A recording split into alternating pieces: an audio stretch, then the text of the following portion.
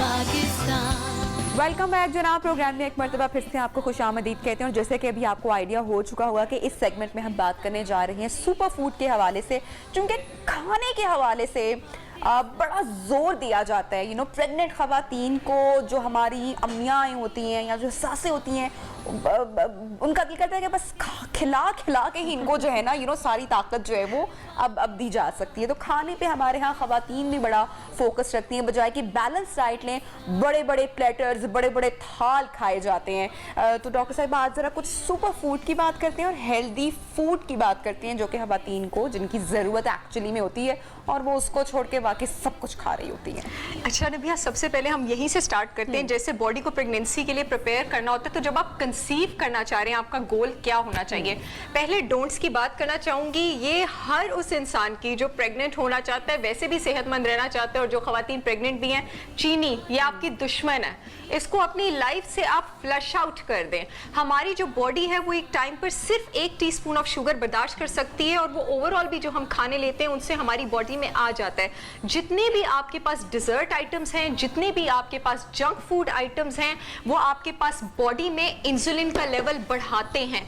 जब बॉडी में इंसुलिन का लेवल बढ़ता है तो इंसुलिन आपके पास बिल्कुल एंड्रोजन मेल हार्मोन को डायरेक्टली प्रोपोर्शनल है। तो डॉक्टर साहब चीनी का इस्तेमाल बिल्कुल खत्म कर देना चाहिए? बिल्कुल खत्म कर देना चाहिए। ये कोई जरूरी चीज नहीं है जो हमारी बॉडी को चाहिए। अगर मेल हार्मोन के लेवल बॉडी में बढ़ेंगे, आपका जो अपना फीमेल हार्मोन है उसका जो रेशो है वो बैलेंस डिस्टर्ब होगा। मर्दों को भी चाहिए कि इसको करना, अगर आप हर एक को चाहिए इसको छोड़ दें। क्रेविंग हो रही है तो क्या करना है? हाँ, क्रेविंग, शुगर क्रेविंग बहुत ज्यादा होती है। नेचुरल, ये जैसे आपके पास किशमिश पड़ी है, रेजिन्स पड़े हैं, आपके पास मेवे पड़े हैं, आपके पास खजूर है, हमारे पास शहद है, दिन में 2 टेबलस्पून फ्रूट्स हैं। अभी आम का सीजन भी आएगा। बिल्कुल, एब्सोल्युटली। आर्टिफिशियल स्वीटनर्स को भी आप छोड़ दें। जो लोग खास करके प्रेग्नेंट हो चुके हैं, क्योंकि आर्टिफिशियल स्वीटनर्स अब रिसर्चेस साबित करती हैं बायोमेडिकल बायोकेमिस्ट्री की फील्ड में कि वो भी आपके पास फीटल बर्थ डिफेक्ट्स करते हैं। और अगर आप प्रेग्नेंट हो चुके हैं तो कैफीन का इस्तेमाल जो है वो अब not more than up to 200 milligram per day. 200 milligram per day आपके पास दिन के 1 या 2 कप बनाता है, मैक्सिमम 3 भी। चलिए अगर छोटे कप है तो आप ले सकते हैं। जो लोग बड़े घर में कहते हैं कि हम तो शुगर का इस्तेमाल नहीं करते, उन्होंने घर में शक्कर रखी होती है, गुड़ रखा होता है, तो वो गुड़ इज अमेजिंग। गुड़ आपके पास जिस प्रोसेस से बनाई जाती है, जब वो आयरन वेसल से गुजरती है तो उसमें आपके पास जो आयरन का कंटेंट है वो ज्यादा होता है। गुड़ हमारी बॉडी को डिटॉक्सिफाई करती है, हमारा ब्लड प्योरीफायर है। गुड़ जो है वो हमारे हाजमे के सिस्टम को तेज करती है। गुड़ मर्दों की हार्मोनल हेल्थ के लिए बहुत ज्यादा अच्छी है, but again everything in moderation, including moderation. उसको छोटी कम मिकदार में इस्तेमाल करें। और खाने के बाद जो मीठे की क्रेविंग्स होती है, डॉक्टर साहब कह रही थी, वो भी आप गुड़ से जो है वो पूरी कर सकते हैं, लेकिन खाने के बाद 10-15 मिनट गुजरने दें। कैफीन आपके पास कंफर्म्ड लो बर्थ वेट के साथ एसोसिएटेड है। कैफीन आपके पास फीटल हार्ट डिफेक्ट्स के साथ एसोसिएटेड है। कैफीन आपके पास स्टिल बर्थ यानी बच्चे तो यानी कि जो कॉफी का इस्तेमाल है कम करना है। 200 milligram per day is the ideal, it is the maximum. इससे ज्यादा आपने इसका इस्तेमाल नहीं करना है।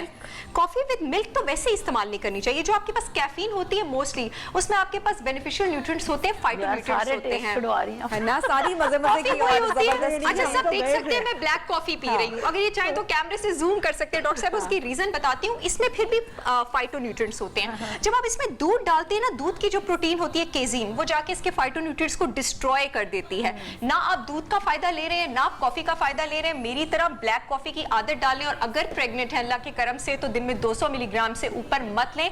कंसीव करना चाह रहे हैं तो चाय तो ले सकते हैं ना डॉक्टर साहब? ले सकते हैं, ले सकते हैं। थोड़ी बहुत नबिया नाराज हो गई, चाय तो नहीं, नबिया चाय ले सकते हैं। जो लोग चाय पे डिपेंडेंट है वो इस बात को समझेंगे, लेकिन कोशिश करें कि अपने इन दिनों में अपनी लाइफ की जर्नी कम कर दें, कम कर दें, अपने 1 कप पे चले जाएं। बिल्कुल कम कर दें। कंसीव अगर करना चाह रहे हैं तो अच्छा, जब आपने से नो टू दीज थिंग्स कहा तो उसमें हमारे पास सिर्फ 2 चीजें आपने बताई कि शुगर और कॉफी, और आपके पास है। इसके अब हम वो चीजें बता रहे हैं जो कि आपके लिए हेल्दी हैं। इसके अलावा आपके पास जितने भी जंक फूड आइटम्स हैं, मेरे पास अभी टेबल पर जितने अवेलेबल थे मैंने आपको बता दिए। आर्टिफिशियल स्वीटनर से भी मैंने आपको मना किया, वो भी नहीं लेने। और जितने भी अच्छा, एक चीज मुझे पूछनी है कि मैंने भी सुना, आपने आज जब सेलिना का टाइम था, तो मछली मत खाओ। डॉक्टर साहब, आई एम श्योर आप भी बहुत सारी ये बातें सुनती होंगी। घर की जो बूढ़ी खवातीन है, इनकी बड़ी कम रिसर्च होती है, तो वो कहती फिश मत खाओ, और कौन सी चीजें होती हैं पता नहीं, कौन सी, अंडा, हाँ अंडा नहीं खाओ, अंडा बंद हो जाता है। तो ये जरा प्लीज अंडा खाएं, अंडा जल्दी के साथ खाएं। उसमें आपके पास बी विटामिन्स हैं, अंडे में आपके पास विटामिन डी है। ये दही का प्याला नबिया मैंने हाथ में इसलिए पकड़ा हुआ था, विटामिन डी और प्रोबायोटिक की वजह से ये ओवुलेशन प्रमोट करता है, फर्टिलिटी प्रमोट करता है। और इसके अलावा जो मछली है, जिसमें खास करके आपके पास सैल्मन और सार्डिन आ जाती है, जिसका विटामिन डी कंटेंट हाई है, वो कंसीव करने के लिए भी अच्छी है, वो प्रेग्नेंट खवातीन के लिए भी अच्छी है। मछली अंडा तीनों ट्राइमेस्टर में ली जा सकती है। शेलफिश आपने पहले ट्राइमेस्टर में नहीं लेनी। जो शेलफिश होती है पहले ट्राइमेस्टर में, उसमें एबिलिटी है वो यूट्राइन श्रिंकेज कर सकती है, वो इंटरनल ब्लीडिंग कर सकती है। फर्स्ट ट्राइमेस्टर पहले 3 महीने आपने शेलफिश नहीं लेनी है। इसके अलावा शेलफिश का जो सप्लीमेंट होता है, कॉड लिवर ऑयल सप्लीमेंट, वो भी नहीं लेना। डॉक्टर साहब, एक और बात हम हमारे यहाँ बहुत ज्यादा सुनते हैं कि इन समर्स, क्योंकि ब्रीडिंग सीजन होता है फिश का, तो भाई गर्मियों में तो मछली खानी ही नहीं है, चाहे आप हेल्दी हैं या प्रेग्नेंट, और अगर खवातीन अगर प्रेग्नेंट हो तो बिल्कुल ही नो हो जाता है। जबकि पूरी दुनिया में हमें रुझान देखते हैं कि पूरा साल लोग फिश का इस्तेमाल कर रहे होते हैं। तो ये ब्रीडिंग सीजन और मछलियों का ना इस्तेमाल करना इन समर्स, मैं चाहूंगी इस पे बात करें। आप पूरा साल अंडे भी खा सकते हैं, आप पूरा साल मछली भी खा सकते हैं। हम प्रेगनेंसी की बात, इससे मैं खाती हूँ पूरा साल अंडे, और नट्स के बारे में भी यही है ना, आप पूरा साल नट्स भी खा सकते हैं। हम सिर्फ ये बात करें कि प्रेगनेंसी में आपके पास कुछ हार्मोनल चेंजेस होती हैं, जिसमें हमने कुछ चीजें जो अदरवाइज हेल्दी भी हैं उनको हमने अवॉइड करना है, और किस टाइम पे अवॉइड करना है, किस टाइम पर हमने उनको इंक्लूड करना है। जैसे मेरे सामने ये, यानी बंदे छोड़ के आप सब कुछ खाएं। अदरवाइज मछली इज अमेजिंगली हेल्दी। आप अपनी विटामिन डी की रिक्वायरमेंट कहां से पूरी करेंगे?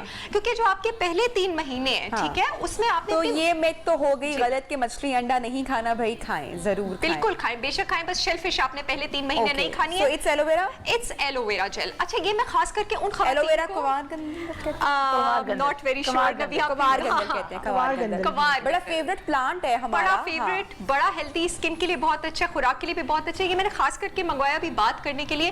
पहले ट्राइमेस्टर में हमारे पास क्योंकि प्रोजेस्टेरॉन का लेवल ऊपर जाता है, नोजिया, वॉमिटिंग और एसिडिटी शुरू हो जाती है। उसके लिए अक्सर लोग एलोवेरा जेल, जो कि अदरवाइज एसिडिटी कम करने में बहुत हेल्प करती है, प्रेग्नेंट खवातीन इस्तेमाल करती हैं। इसको मत करें, ये अदरवाइज बहुत हेल्दी है। इसमें बहुत बेनिफिशियल एंथ्रोक्विनोन्स होते हैं, लेकिन इन एंथ्रोक्विनोन्स में ये एबिलिटी होती है कि ये यूट्राइन शॉर्टेज कर सकते हैं, ये पेल्विक ब्लीडिंग कर सकते हैं। तो ये आपने फर्स्ट ट्राइमेस्टर में इस्तेमाल नहीं करना, लेकिन इसको आप मुंह पे लगा सकती हैं फर्स्ट ट्राइमेस्टर में भी, दूसरे ट्राइमेस्टर में भी, तीसरे ट्राइमेस्टर में भी। की बात कर लेते हैं जी, जो लोग कंसीव करना चाह रहे हैं अल्हम्दुलिल्लाह कर चुके हैं एग्जैक्टली, ये उनके लिए बहुत ज्यादा अच्छा है। इसको आप अल्लाह ताला का नाम लेके रोज इस्तेमाल करें। इसमें आपके पास ओमेगा 3 फैटी एसिड होते हैं, बच्चे की आंखों के लिए, दिल के लिए, दिमाग के लिए ये बहुत ज्यादा अच्छे हैं। जिस्म में सोजिश की कंडीशन को कम करते हैं, और जो बच्चे का नर्वस सिस्टम है, जो नर्व्स है, उसकी डेवलपमेंट को इंप्रूव करते हैं।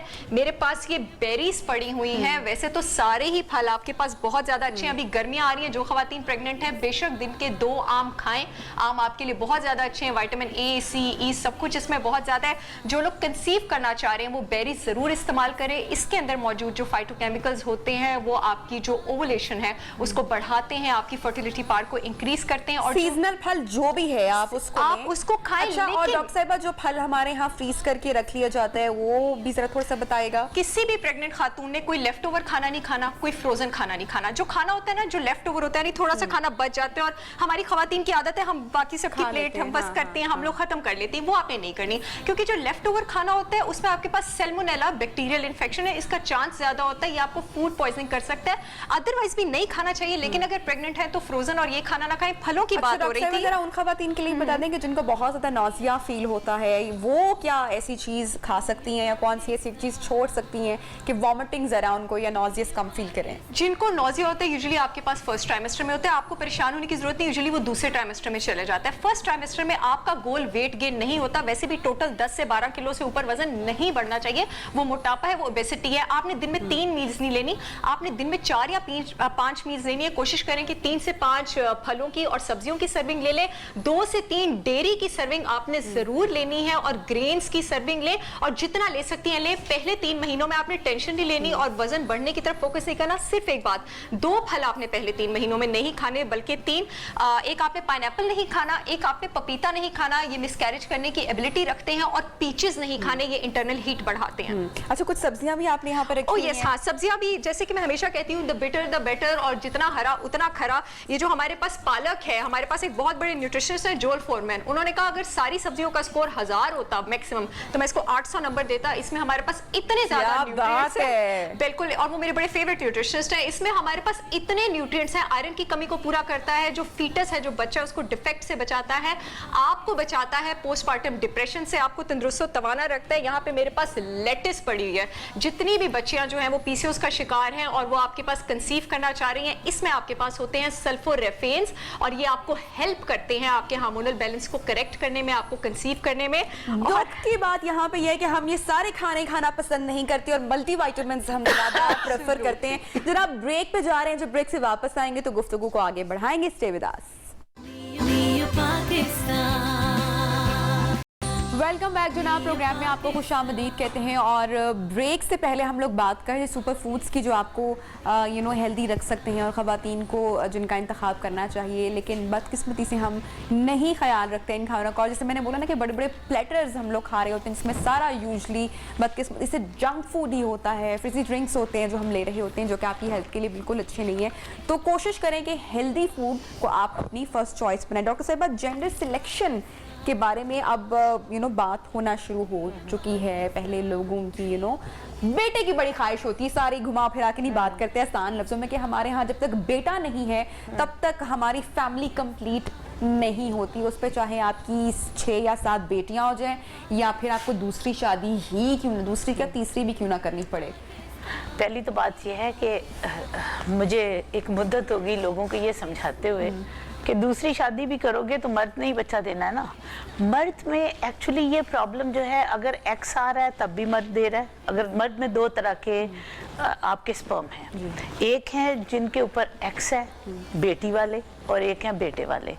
अगर औरत के अंदर अगर मर्द का एक्स वाला स्पर्म उस एग में पेनिट्रेट कर जाता है तो बेटी पैदा होती है, अगर वाई वाला करता है तो बेटा पैदा होता है। अच्छा। इख्तियार किसका है? अल्लाह की जात का। मैं शायद ठीक से समझी नहीं, औरत का इसमें कोई अमल दखल नहीं है? औरत का इसमें कोई बेटे या बेटी में औरत जिम्मेदार नहीं है? औरत जिम्मेदार नहीं है।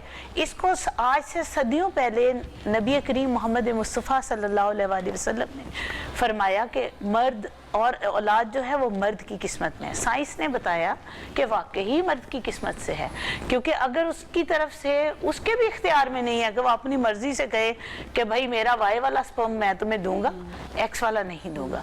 मेडिकल साइंस एक ऐसी हेल्प है जो इसको साइंटिफिक बेस से इन चीज़ों को उनकी हेल्प कर सकती है कि उनका वाई स्पर्म औरत के अंदर जाके फर्टिलाइजेशन करे। ठीक है, दूसरी शादी भी अगर हुई है, अगर किसी के मर्द के वाई स्पर्म में प्रॉब्लम है, वो वीक है, तो मैंने कई ऐसे मर्द देखे हैं कि उनका दूसरी शादी में भी बेटियां पैदा होती हैं। अगर वो डिसेबिलिटी उनकी है वाई स्पर्म में, तो दूसरी क्या छोड़ के तीसरी भी कर लेंगे तो बेटियां ही पैदा होंगी।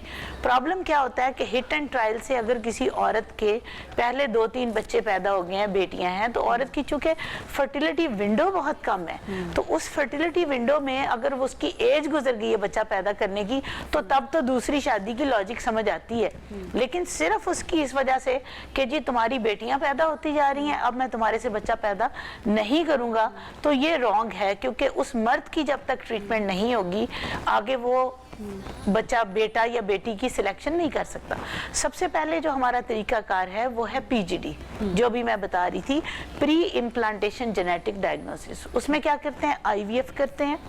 आईवीएफ के बाद आप उस एम्ब्रियो को देखते हैं कि इनके एम्ब्रियो में ये बॉय है, ये गर्ल है, तो जो उनको उनकी डिजायर्ड जो सेक्स होती है वो वाला एम्ब्रियो उनके अंदर ट्रांसफर किया जाता है।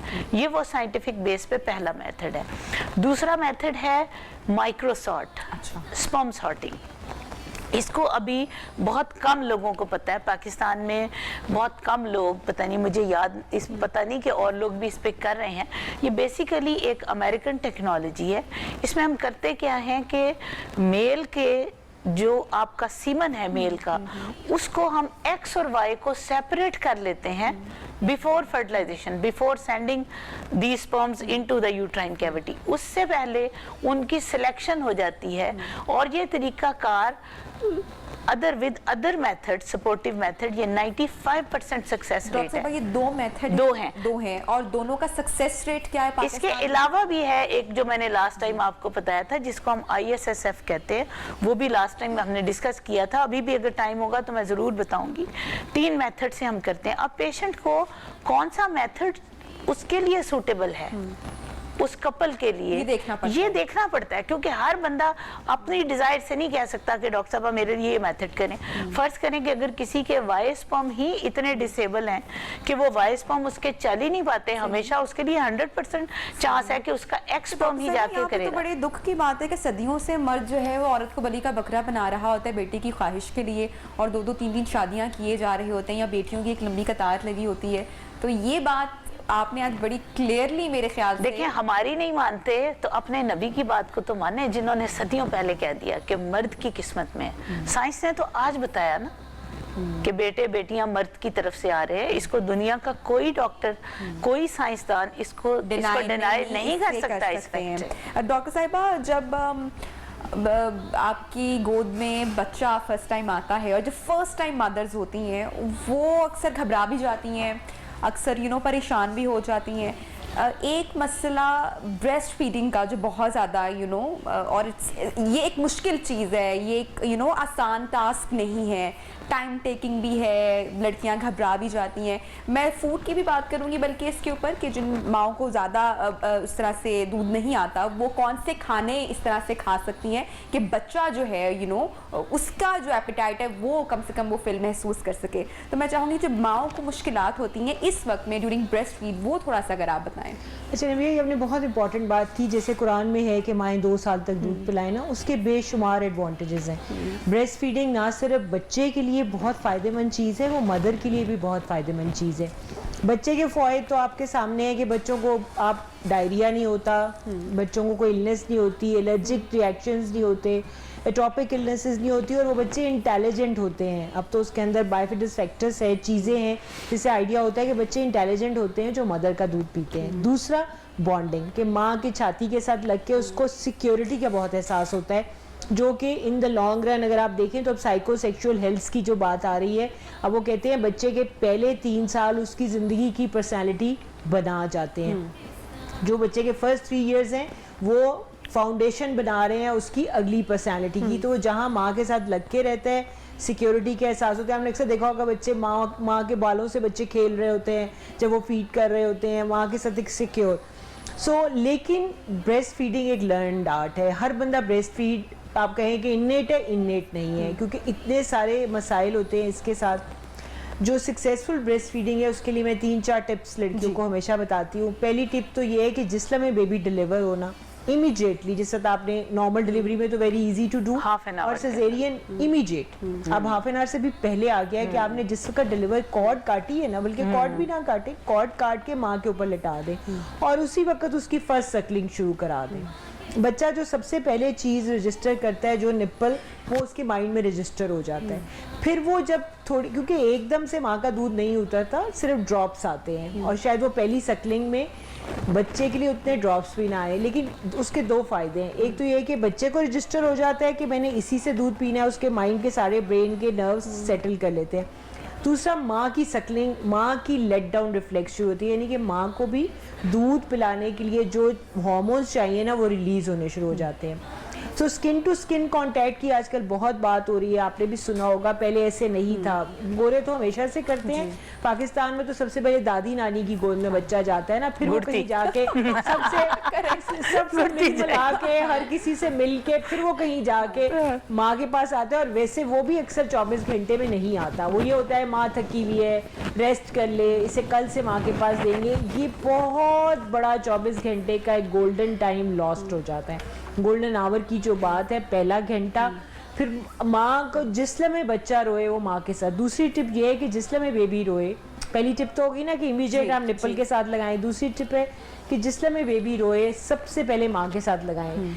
जितना भी दूध उतर है। दूसरी कंप्लेंट ये होती है जब ये दूसरी मैं टिप देती हूँ, कहती है जी दूध ही इतना नहीं आता। हाँ। मैं उनको समझाती हूँ कि पहले एक हफ्ते में बच्चे की रिक्वायरमेंट कुछ चम्मच है, वो पूरे घड़ा-घड़ 2 लीटर नहीं पी जाएगा। यू सी 1 वीक में कुछ चम्मच अच्छा, उसकी हमारे यहाँ रिक्वायरमेंट बड़ा है। ये बातें भी हम अक्सर बुजुर्गों से सुनते हैं ना कि नहीं बच्चे को तो और भूख लगी हुई है, तो इसलिए हम फौरन से पहले, फिर माएँ परेशान चुकी होती हैं और हमें हमारी माओं की बातों का बड़ा असर भी हम पर होता है, तो हम फौरन से पहले क्या करते हैं कि हम डब्बे वाला दूध और फीडर पे बच्चों को पिलाती कि नहीं इसको शायद भूख लग रही है और इसकी भूख खत्म नहीं हो रही है। एग्जैक्टली और यही सोचते हैं वो कि सब बच्चा शायद पेट से भूखा ही पैदा हुआ है और उसको तो अगले 24 घंटे तक उसके पेट में कुछ नहीं है। It's not true. जितना देखिए अल्लाह मियां कंफ्यूज नहीं है, कंफ्यूज हम सब खुद हैं। वही वाली बात है कि उन्होंने जितनी जरूरत थी उतना ही उतारना है। आप मुझे बताइए किस मदर का पहले दिन मनोटनो दूध आता है? एवरीबडी अराउंड अगर आप पूछें तो हार्डली फ्यू ड्रॉप्स, मेरे ख्याल 2 चम्मच सारे दिन में उतरता होगा। कोलेस्ट्रम उतरता है, फिर अगला फीड उतरता है, तो वो काफ़ी होता है बच्चे के लिए। पहले 48 आवर्स में अगर आप उसे फीडर का निप्पल लगा देंगे, वेरी इजी टू सक। देखिए हम सब सहूल पसंद है, बच्चे भी ऐसे ही पैदा हुए हैं कि आसानी से सक कर लेंगे उसको, सारा दूध घड़ पी जाएंगे, तो फिर माँ के दूध पे जोर क्यों लगाएंगे? और माँ की खुराक इस टाइम पे बहुत मैटर करती है। या हमने अक्सर सुना है कि माओं को भी ये नहीं खाना चाहिए, गर्म चीजें नहीं खानी चाहिए, बच्चों को पिंपल्स निकल आते हैं, बच्चों को ये हो जाता है ना। एग्जैक्टली, तो माओं को भी बड़ा चीज बहुत सारी चीजों से परहेज रखना चाहिए डॉक्टर साहिबा। Not at all. मदर को बल्कि जितना आप खिलाएं पिलाएंगे, देखिए मैं हमेशा कहती हूँ जितना milk, basically breast milk 87% water है। ये समझने की जरूरत है, पानी पिलाना ही कम कर देते हैं। ये मिथ पता नहीं कब से चल रही है और कब तक चलेगी। पानी नहीं पीना जिस्म फूल जाएगा। आप मुझे बताएं, आप अभी ये ग्लास पानी पी रही हैं, थोड़ी देर में वॉशरूम जाके निकालेंगी ना। नेचुरल बात है, जितना पानी आप पिएंगे वो यूरिन बन के निकल जाना होता है। वो 87% तो बच्चे के दूध में चला जाता है। मुझे पानी से याद है, घरों में बड़ी लड़ाई है खास करके बच्चों को पानी क्यों आजकल की माएँ 6 महीने नहीं पिलाती हैं। तो जरा शॉर्ट कमेंट उस पर करेंगे, फिर उसके बाद जरा ब्रेक पे चलेंगे डॉक्टर साहिबा। बेसिकली कमेंट उस पे ये है कि ब्रेस्ट माँ को पानी पिलाए, बच्चे को नहीं, ताकि वो माँ के दूध से बच्चे के अंदर चला जाए। माँ अगर दिन के 10 ग्लास पानी पी रही है या 15 ग्लास पानी पी रही है, तो यकीन करें वो उसकी बॉडी से होके बच्चे के दूध में जा रहा है। एक बात। दूसरी बात ये कि जितना पानी पिएगी उतना आपका जो कॉन्स्टिपेशन है कम होती है, कब्ज माओं को बहुत हो जाती है, बहुत तकलीफ में चली जाती है। मिल्क इनटेक माँ का कम से कम 4 ग्लास दूध माँ को रोज खुद पीना चाहिए ताकि बच्चे के लिए दूध अच्छा है। अल्लाह सुन ले सारी माएँ, 4 ग्लास दूध। हम तो फौरन प्रेगनेंसी के बाद दूध से भाग जाते हैं। तो ये आपके और आपके बच्चे के सेहत के लिए बहुत अच्छा है। 2 साल तक माँ को कोशिश करनी चाहिए कि वो कम से कम इतने अरसे तक अपने बच्चों को अपना दूध जरूर पिलाएं। ब्रेक पे जा रहे हैं, जब ब्रेक से वापस आएंगे तो गुफ्तगू को आगे बढ़ाएंगे और एक और बहुत इंपॉर्टेंट इशू को हम छेड़ेंगे जो अक्सर माओं को पोस्टपार्टम डिप्रेशन जो हम सुनते हैं, जिसको कहते हैं अरे भाई कुछ नहीं होता, ये इस पर जरा बात करेंगे। Stay with us. Welcome back जनाब। प्रोग्राम में एक मरतबा फिर से आपको खुशामदीद कहते हैं। डॉक्टर साहब, ब्रेस्ट पम्प भी आजकल बड़े अच्छे ज़बरदस्त मौजूद हैं। जो वर्किंग मदर्स हैं वो जो है इसका यूज़ कर सकती हैं। नबिया, सबसे पहले तो ये है माशाल्लाह इतना अच्छा डॉक्टर साहब ने बताया, लेकिन कुछ हमारी पॉपुलेशन ये है कि पंजाबी में कहते हैं ना, पिट के मर जो, वो उनके ऊपर असर नहीं होना कि मैंने नहीं पिलाना।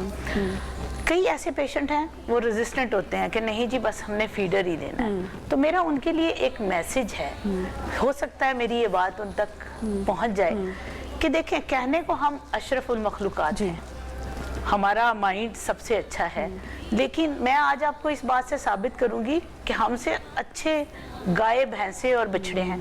ठीक है, मैं पेशेंट को कहती हूँ कि आपका बच्चा है ना, इंसान का बच्चा है, और इंसान के बच्चे को अगर आपने इंसान बनाना है कि उसका दिमाग इंसानों जैसा हो, तो उसका बॉडी मेकअप तभी बनेगा जब आप उसको इंसान का दूध पिलाएंगी। ठीक है, आज तक कभी ऐसा हुआ कि किसी बकरी का बच्चा पैदा हुआ हो और वो जाके भैंस को कहे बहन दूध देना, मैंने अपने बच्चे को पालना है, क्योंकि उसका दूध बना ही बकरी के बच्चे के लिए। भैंस का जो दूध है वो भैंस के बच्चे के लिए बना है। ये अल्लाह की कुदरत है। तो अगर आपने अपने बच्चे को भैंस बनाना है, BF फार्मूला पे लगाना है, जो कि जाहिर है इंसानों के दूध से तो नहीं बने है, वो डेफिनेटली वो इन जानवरों के दूध से बने। अगर आपने जानवर बनाना है, इसलिए तो हम जानवर बनते जा रहे हैं। हमारे ब्रेन में आप देखें कि जो बड़े बड़े लेवल के लोग हैं, हमारे प्रोफेसर्स, हमारे बड़े बड़े साइंटिस्ट जो इस लेवल पे पहुंचे हैं, वो सब गाँव से, उनका दे आर विलेजर्स, और उनकी माओ ने उन्हें दूध पिलाया होगा। बच्चों को अगर इंटेलिजेंट बनाना है तो माँ का दूध हर सूरत में। डॉक्टर और साहब, दूसरा ये कि जैसे वो वाली बात आप कर रहे थे ना, वर्किंग वुमन जैसे सादा माँ की अपना बात को दूध बढ़ाऊं, रख भी सकती है जी, कि फ्रिज के अलावा रूम टेम्परेचर पे 6 आवर्स तक you can keep your milk, एक, और फ्रिज में तो 24 आवर्स जब भी माएँ जाएं। अब बहुत सारी वर्किंग वुमन है ना, ये बड़ा इंपॉर्टेंट मैसेज है उनके लिए, और मेरे ख्याल में मेरी कई पेशेंट्स ये करती भी हैं कि इलेक्ट्रिक पंप मंगा के वो 2 बॉटल्स निकाल के रख और ये जाती बहुत हैं। जरूरी है, आप इस पे बल्कि बात कर रही हैं, क्योंकि इसको भी हम लोग इस पे क्योंकि बात ये बड़ा नहीं करते important है, हैं। लोगों को आइडिया नहीं है कि आप Freeze बड़ी किया जा आसानी से, कितनी हाँ, सहूलत है इससे। तो ये कि जाते हुए सुबह के वक्त जब जॉब पे जा रही हैं 2 बॉटल्स निकाल के रख जाएं इलेक्ट्रिक पंप से, वो फ्रिज में रख जाएं, जो भी पीछे से पिलाना चाहेगा वो आराम से उसको गर्म करे और गर्म करके दूध पिला दे। डॉक्टर साहब, पोस्टमार्टम डिप्रेशन जिसको हमारे यहाँ कुछ भी नहीं समझा जाता, लेकिन एक खातून के बॉडी में कितनी हार्मोन्स की तब्दीलियाँ हो रही होती हैं, एक नई जिंदगी आपकी गोद में आ चुकी होती है, कितने सपोर्ट की ज़रूरत होती है एक खातून को उस वक्त अपनी सराउंडिंग से? एक्चुअली नबिया, ये बड़ा खूबसूरत क्वेश्चन आपने किया है, जो कि मैं समझती हूँ इस वक्त हमारे लिए ज़रूरत है इस माशरे को ये मैसेज देने का। 40 डेज का क्यों कहा गया कि 40 दिन छिला है, औरत बाहर ना निकले? ठीक है, क्योंकि वो 40 दिन हर तरह से प्रोन है आपकी बॉडी इन्फेक्शन को भी, और आपका माइंड बिल्कुल प्रोन है। जैसे आपकी बॉडी इन्फेक्शन के लिए प्रोन है ना, ऐसे आपका माइंड इतना सेंसिटिव हो जाता है कि वो आपके हल्का सा भी स्ट्रेस अगर आप उसको देंगे उस वक्त पे, तो वो उसके लिए वो वल्नरेबल है। तो आपने उसकी केयर करनी है उस वक्त, उसका माहौल बहुत अच्छा हो, उसकी एनवायरनमेंट बहुत खूबसूरत हो। क्योंकि अगर ले पर्सन के लिए ये मैसेज हो, तो हम अगर हार्मोन्स की डिटेल उसको बताएंगे तो उन्हें समझ नहीं आएगी। मैं उन्हें एक सिंपल ज़बान में बताना चाहती हूँ कि एक चीज़ है, एक इंसान के अंदर एक इंसान पैदा हुआ है, उसकी बॉडी के अंदर जो ड्रेन था उसने उसको निकाल दिया उस बच्चे में। अब वो खाली बर्तन है, उस खाली बर्तन में आप कूड़ा डाल देंगे तो कूड़ा ही रहेगा, आप उसमें कुछ अच्छी चीज़ डालेंगे तो वो अच्छी ही रहेगी। एक दफ़ा उस औरत के अंदर जितना रिजर्व था उसने वो बच्चा पैदा करने में लगा दिया। अब उसके खालीपन को अगर आप चाहते हैं कि आगे भी वो आपकी हेल्दी नस्ल को रखे, तो आपने डेफिनेटली उसके खालीपन को दूर करना है। और सबसे बड़ी इम्पॉर्टेंट चीज़ है मेंटल हेल्थ।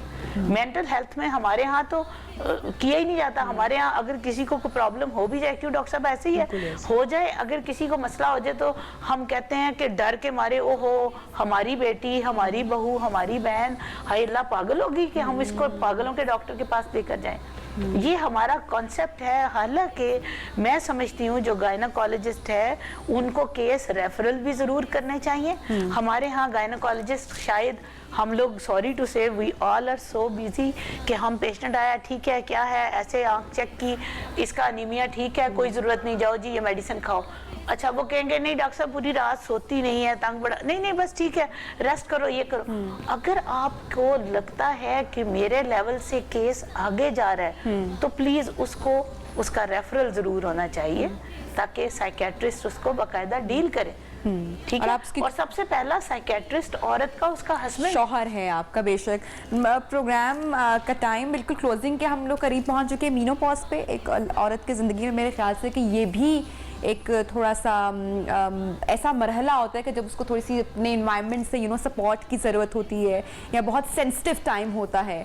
तो इस बारे में थोड़ा सा डॉक्टर तैयबा मैं चाहूँगी आप बात करें। भैया बेसिकली बहुत इंपॉर्टेंट टॉपिक है, और ये तो बताइए इससे वास्ट टॉपिक टू कवर। बहुत छोटी बात ये है कि अब ऑलमोस्ट अगर आप देखें तो हमारी पॉपुलेशन में आप इर्द गिर्द अपने इर्द गिर्द देखें, हमारी मदर्स ऑलमोस्ट 80 ईयर्स की लाइफ एक्सपेक्टेंसी हो गई है। घरों में अगर आप देखें 70-80 के, तो तकरीबन काफ़ी लोग, आपके पेरेंट्स ऑलमोस्ट 80 के करीब होते हैं। 50 ईयर्स पे मेनोपॉज होता है। एक तो पहले ये बता दूं कि 40 साल पे पीरियड बंद नहीं होते। काफ़ी लोग कहते हैं जी बस 40 पे बंद हो गए, हमें तो बंद होने के करीब है। ऐसा बिल्कुल नहीं है। कई लोग बहुत हैवी पीरियड्स को बर्दाश्त करते रहते हैं, अपनी सेहत गिरा लेते हैं, HB लो हो जाती है, ये सोचते हुए कि ये बंद होने के करीब है। तो ये बिल्कुल ऐसी बात नहीं है। 50 years इज एवरेज टाइम, 50 के बाद 50-55 के करीब बंद होते हैं, ठीक है। उसके बाद अनदर 30 साल हैं। अब आप देखें पहले 30 साल अपने इमेजिन करें ना, जवानी से रिप्रोडक्टिव लाइफ के 30 साल, और उसके बाद अनदर 30 years ऑफ मेनोपॉज, जिसमें सारे हार्मोन्स गायब हो जाते हैं। उसमें ना खातून को बहुत सारी, एक तो mental depression because of the lack of oestrogen भी हो रहा होता है, दूसरा फिजिकल हेल्थ भी ना, अब चुरियां पड़ रही हैं, आपको लगता है कि बॉडी सेल्फ इतनी अच्छी नहीं रही, बहुत एनर्जेटिकली बहुत काम भी करना चाहें तो शायद नहीं कर पाते, जॉइंट्स में कभी कभी ट्रबल शुरू हो जाती है।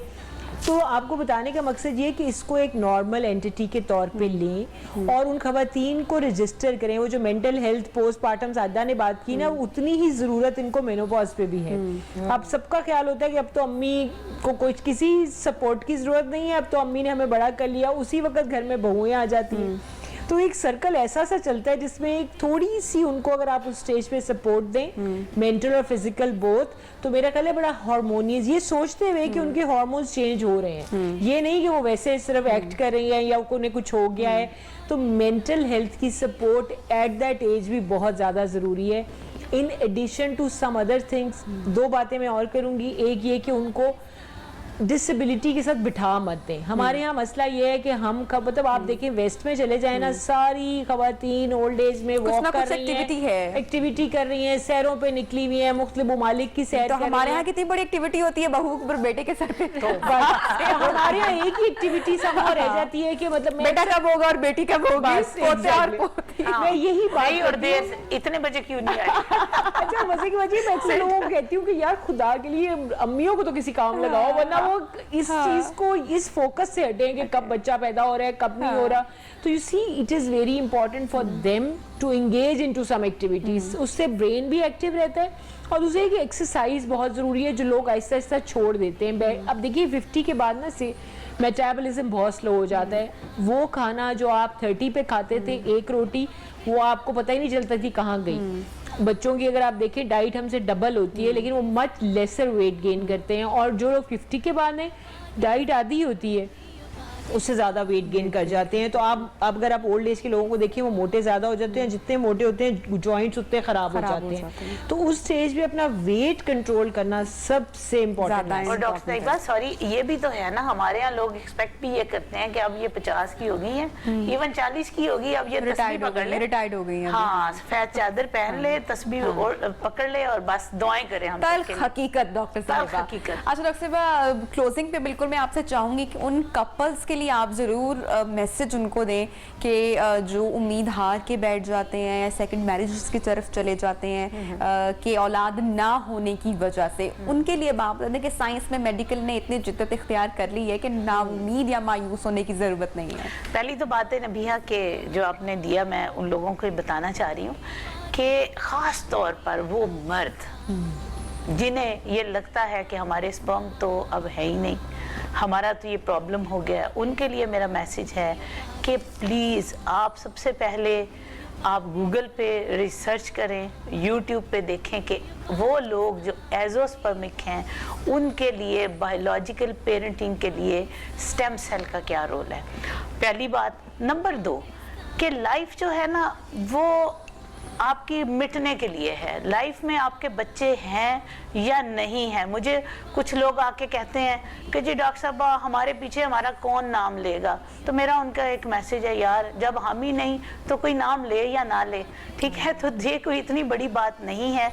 अगर आपके बच्चे तमाम तर प्रॉब्लम्स के बावजूद भी नहीं हो रहे तो आप अपने साथी के साथ अच्छा रहें, उनको खुशियाँ दें, फैसिलिटेट करें, अल्लाह की उन करोड़ों नेमतों का शुक्र अदा करें जो आपके पास मौजूद हैं। बच्चा होना भी एक नेमत है, नो डाउट। अगर एक नेमत की खातिर अपनी ज़िंदगी को हल्कान ना करें कि जी हमारी ज़िंदगी में ये चीज़ें नहीं हैं, और खुश रहें, दूसरों को भी खुश रहने दें।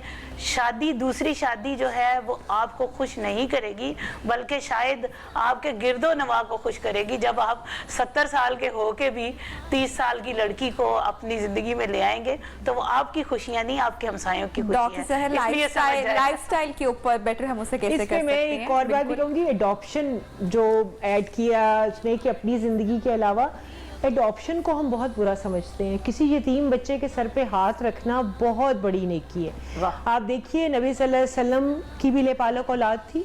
हम सबको इस चीज़ पे सोचना चाहिए। यतीम बच्चे बहुत होते हैं दुनिया में, हमारे यहाँ उसको एक इस तरह से ट्रीट किया जाता है कपल को कि उसने अडॉप्ट कर लिया तो क्या हो गया। तो अगर आपकी औलाद हर की चीज़ के बावजूद नहीं हो रही तो किसी यतीम के सर पे हाथ रखने से खुशियाँ ऐड ही होंगी।